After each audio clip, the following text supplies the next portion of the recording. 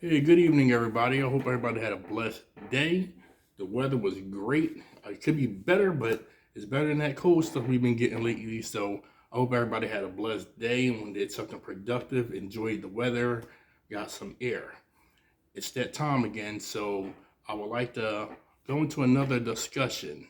What I would like to talk about is creation and the appropriate reason for using your voice. A lot of us think that when we use our voice, the main thing that we use our voice for is for communication, which is very important. If I want something, I speak it, I communicate. If I want to tell you how I feel, um, interact with you, we talk. We talk, we use our voice, we use it for communication. But I want you to just think about this for a second. What if I told you that communication was the second thing that you use your voice for? The first thing that you use your voice for is creating. That's the primary use for our voices. The secondary use is for communication. Now, I don't want to get too biblical, but let's look at it like this. God created just about everything into existence on earth by speaking it into existence. He created it using his voice. When it came down to man, he sculpted man from the ground, from the earth that he created. Then he breathed life into man. He used the spiritual voice per se to speak into the ground, which gave man life according to the scriptures. And I want to use that as a template as far as our conversation. So I want you to think, whenever you speak out of your mouth, whenever you speak to someone, even though they're hearing what you're saying, the primary thing that you're doing is creating something in that person. And whether if it sticks or not depends on how fertile the ground is that when you speak to them, that it goes into their soul and into their spirit. Now, what makes the ground fertile when it comes to human beings is basically our actions and interactions with that person. Our actions and interactions with that person prompts the ground for the words to be spoken to either take seed or not. And the reason I think that this is a very good concept to really get into people's head is because I listen to people talk to people all the time. It's horrible. The things that we say and how we interact with each other verbally, it's horrible. It's something I mean. Somebody say something like, "Don't talk to me like I'm a kid," or "Don't talk down to me like I'm a child." My thing is, who child are you talking to? Why are you even talking to a child that way? Whereas though you could differentiate, you know, speaking to an adult or speaking to a child, like a child is less meaningful for you to communicate with. So, with that being said, I want you to just think about it now. If I want to encourage someone, I use my voice to try to plant that seed in them. And depending on their lifestyle or what they've been through, that seed will either take or it won't. Sometimes the seeds can be planted, but it takes longer for them to develop. That's why, think about it. You be having a perfect day, blessed day, going about your business, this, that, and the other, and somebody driving, cut you off, say F you, give you a finger. They're I don't know if they intentionally meant it, but they tried to create something in you. And think about it. They say that to you. Now, they can give you the finger, that's one thing, you probably get a finger back. But when they speak something to you, like F you, F off, or something like that, it does something to you instantly. Rather if you ignore it or not, they planted that seed in you. Whereas though, think about it like this.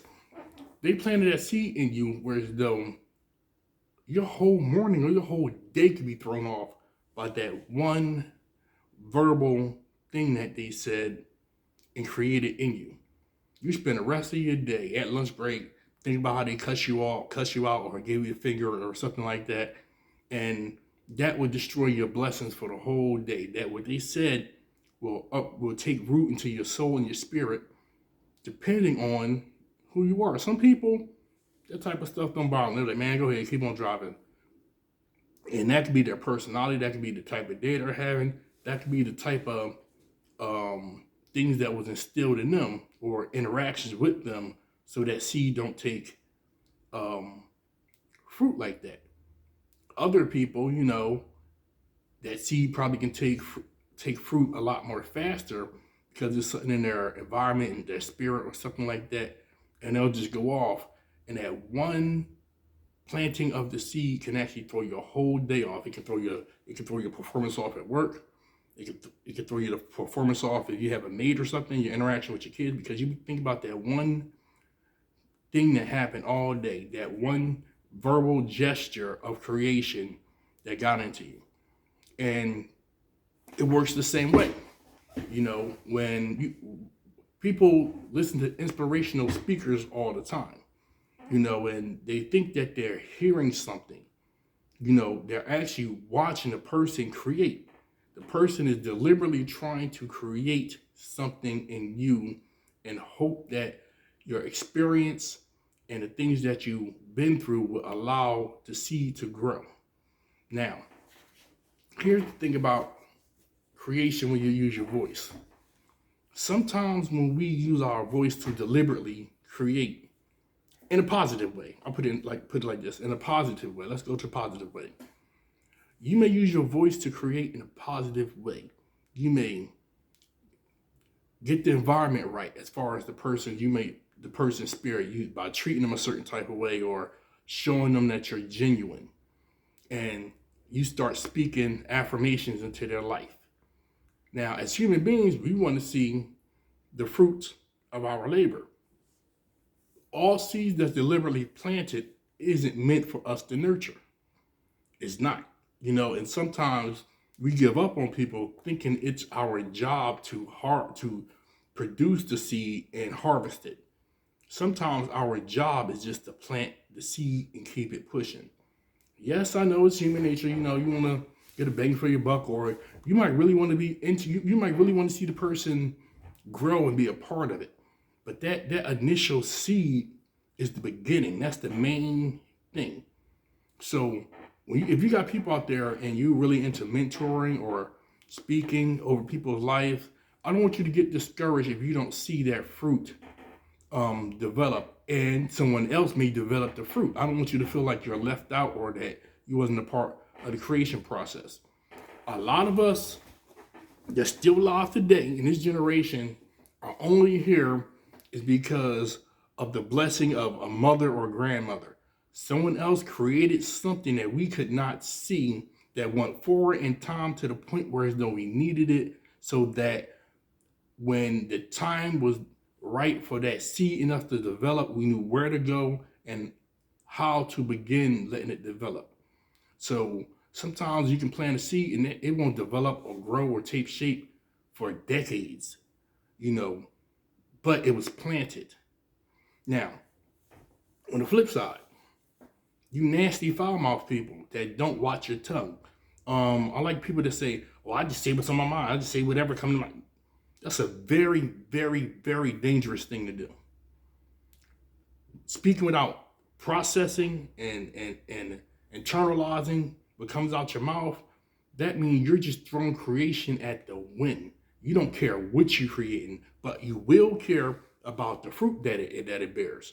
I don't understand, and this is from men and females, I don't understand how you can sit there and talk dirty and down to somebody all the time, over and over, year after year, situation after situation, just talk to someone like they foul, and then when they bring you back that fruit, you don't want to harvest it.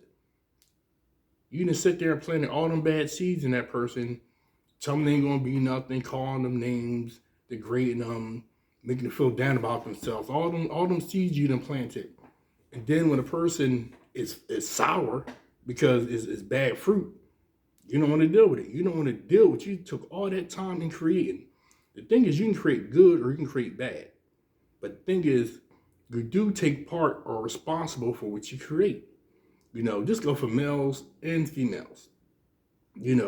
I definitely want the females to get into it because I know males can be really slick with the tongues and stuff like that. But a lot of females, their words are usually emotionally driven. So they're not thinking about how this is going to affect you in the long term. They're worried about getting their point across equal to the emotion that they're trying to convey. Now, here's some food for thought. High intellect and high emotion cannot dwell evenly. Usually, the more emotion you are, the less intelligent you are. The more intelligent you are, the less emotional you seem.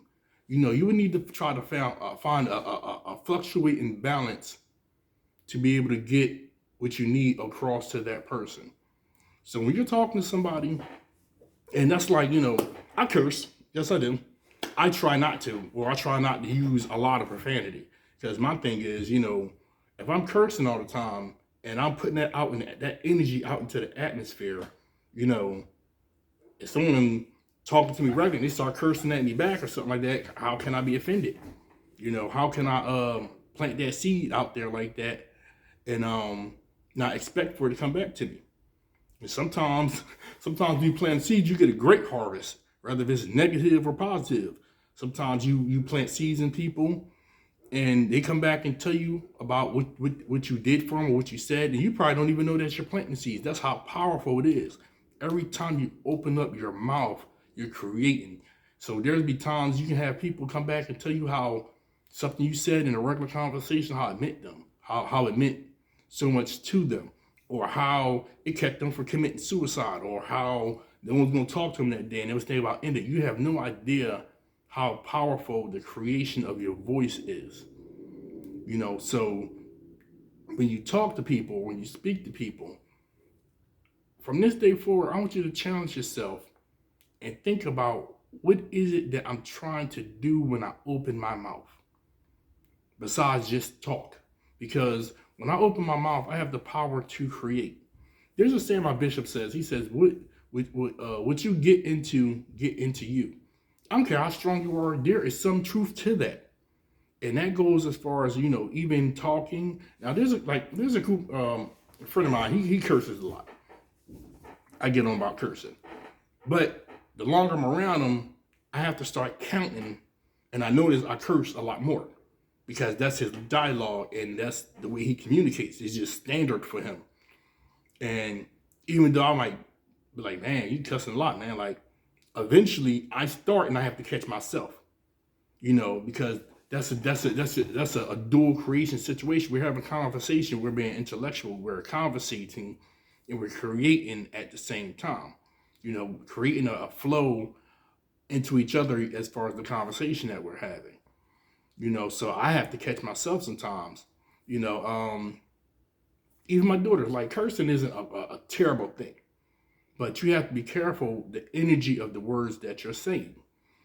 Curse words do feel good. If you say, you stomp your toe and say, "Oh, fudge," it ain't the same as saying, "Oh, F-U-C-K." It's an endorphin that releases when you curse in your mind that helps you deal with whatever you're coping with. So you have to be careful what you say and the energy that you speak. Females that curse at their kids a lot.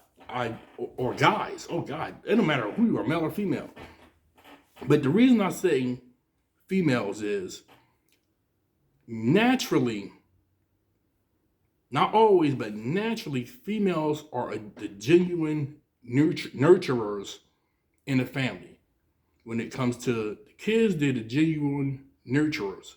When it comes to their mate, they're like the biggest cheerleaders. They're the ones that can get behind a man. If you got the right type of female that can get behind a man, they can probably talk him into doing something, create something in him that he would never think about doing or he wouldn't do for anyone else. And when you nurture your children with foul words, with foul energy, and they might not cuss back at you, but trust and believe, when they're out there in them streets or they're in them schools and they're talking to their teachers and other people, they are basically that seed is producing fruit, and someone else is reaping the harvest of it. They giving someone else hell for something that you created. So I want y'all to keep that in mind. When you speak, just keep in the back of your mind, what is it that I'm using my voice for, and what is it that I want to do with it? Don't think that words don't matter. Words is the most strongest force on this planet. Politicians use them, presidents use them. People in the highest power have no physical strength. They use their words and their energy of their words to get people to do things for them. That's where the power comes from. The power comes from the creation of the words. I create something in you, you reap the harvest and you give it back to me. So now I'm bigger in your eyes because I created that in you. You make me either the president or the leader or something like that. It all comes from words and creation. And I want you guys to politic on it. I want you to think about that for a while. And just think about your day. Just think about how you go, how you conversate, how you bust it up, how you carry yourself at work, how you carry yourself with your children. Not just carry yourself, what you say to them. And I want you to really think about that. I mean, this is like a homework assignment. You got some kids that's acting up or something like that, or they're a little off, or, oh my God, like kids that curse around their parents all free willy-nilly. Oh man, to me, that's crazy. That's basic, but that's basically they giving back what you gave to them some type of way, because I don't know no natural kid that would just cuss around their parents all like that. I'm 47 years old. I don't even like saying titties around my mom. Like, I don't do it. Me cussing around my parents is kind of, that's weird. I can do it, but it just don't feel right. I don't want to plant no type of seeds like that. And vice versa. I wouldn't want them cussing at me. My parents don't really talk to us like that. You do something bad enough, you might get told off real bad, maybe 1 or 2 cuss words, kind of. But, that's I'm not used to that. I'm not used to someone creating a whole, I'm not used to it from my immediate family. You know what? I ain't used to it, period. I'm one of them people that I can take more than say. You can give me hell and high water and I can deal with that. But you can't just sit there and talk to me like I'm nothing and try to create that in my spirit. That's just something I just won't tolerate. So I'm just gonna leave. I just know this ain't gonna be super long video like the last one. That was my introduction. But I'm gonna leave y'all with food for thought. I want y'all to think about what is it that you're saying and what is it that you're creating. And I want everyone to enjoy their evening. I want to thank the people that responded, the comments, the views. I got a lot of great feedback, and I really appreciate it. Some people left some ideas for some topics. Now, eventually, I'm going to go live with this or do a interaction because I want people to respond to what is it that I'm saying. I'm doing it this way right now because I don't know the ins and outs of the Facebook, because Facebook won't let you do long posts unless they're lives. But once I figure this out, it's going to be more of a dialogue and a conversation, a creation between individuals, and that's kind of what I'm going for. Like I said, I appreciate comments, good or bad. I'm not swayed by negative comments. I actually like them because it lets me analyze things. My thing is just don't be disrespectful. You can say anything you want to me, just how you say it. There's never no need to be ignorant. If there's something that I'm saying or doing that you don't agree with or that you don't like, feel free. You can leave me a message, and I'm a very approachable person. As long as you don't come at me twisted or disrespect me, that's pretty fine. Most people on here know me and know how I get down. One of the most nicest people, one of the most sweetest, nicest, insane people you can meet. As long as you don't disrespect me or mine, I'm cool. I'm one of the most nicest, generous people you can meet. But with that being said, I hope y'all have a blessed evening. Tomorrow's supposed to be better. And I hope y'all enjoyed this or got something from it. And I wish everyone to have a great evening. And God bless. Peace. I'll see y'all later.